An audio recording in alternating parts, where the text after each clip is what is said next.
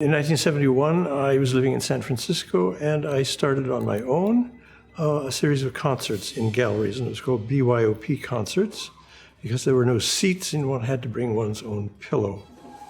And in 74, I left San Francisco, and I was not planning to return.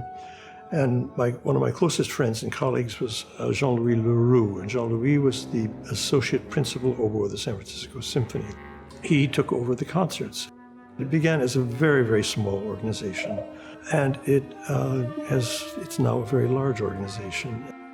The way we discovered them was that we were members of the Museum of Modern Art, and in their bulletin there was this announcement of listen to modern art.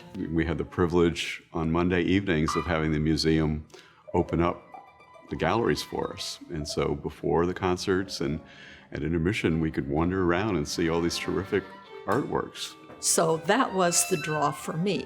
I would go, and it was in the galleries, and you could walk around in the galleries and look at the art. But in the meantime, the music was starting to seep in. So in the early years, I really remember how passionate Jean-Louis Leroux was, and how you could just see his love of what he was doing. You know, he was also, in a way, not an outsider, but he wasn't a presenter of contemporary music. He wasn't a composer himself. He just had a huge interest, and he found other people in the ballet orchestra, frankly, who were of a like mind, who wanted to try these things. And so he got to know a number of composers, many of them local, and would bring their music. Of course, two of the three founders came from the San Francisco Symphony. Jean-Louis Leroux had been the principal oboist, and Marcelo was the principal harp. And so there was a basis connection to the symphony and the opera. SFCMP has been with us for almost 50 years, which is unheard of. Keeping this organization going while I've been part of it has been a joy, and I want to see it go on.